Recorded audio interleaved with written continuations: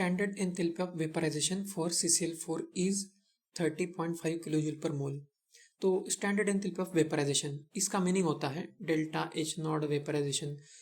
तो इस according to definition ये होता है 1 मोल के लिए रिक्वायर्ड हीट। मतलब CCl4 अगर 1 मोल है और इसका हमें वेपराइजेशन करना है स्टैंडर्ड स्टेट में, तो हमें इतना एनर्जी लगेगा 30.5 किलोजूल। तो क्वेश्चन ये है heat required for vaporization of 284 gram of CCl4 at constant temperature is. तो ये सिंपल यूनिटरी मेथड जैसे क्वेश्चन है। 1 मोल के लिए हमें कितना हीट लगता है ये तो ऑलरेडी दिया है। अब इतने के लिए कितना हीट लगेगा वो बस कैलकुलेट करना है। तो बहुत सिंपल टाइप का क्वेश्चन है। तो हमें बस इसके मोल कैलकुलेट करने हैं। तो मोल्स भी आसानी से कैलकुलेट कर सकते हैं। मोल्स हम ऐसे कैलकुलेट करते हैं मास अपॉन मॉलिक्यूलर मास। इसका जो मास हमें दिया है वो है 284 ग्राम। इसका मॉलिक्यूलर मास जो है वो हम कैलकुलेट कर सकते हैं। एक्चुअली ये सब तो पता होता है। तो कार्बन का होता है 12, क्लोरीन 4 एटम्स है तो हम 4 इंटू 35.5 ऐसे करेंगे।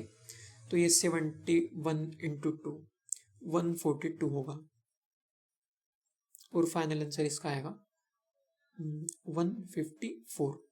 तो 154 जो है वो इसका मॉलिक्यूलर मास है। इससे हम डिवाइड करेंगे तो हमें नंबर ऑफ मोल्स पता चल जाएंगे। अब ये कैलकुलेशन थोड़ा करना होगा।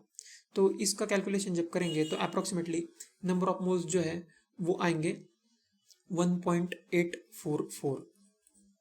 अब इतने मोल्स के लिए हमें कितना एनर्जी चाहिए, ये सिंपल जैसे यूनिटरी मेथड जो होता है इस फॉर्मेट में हम लिख सकते हैं कि 1 मोल रिक्वायर्स 30.5 किलोजूल एनर्जी।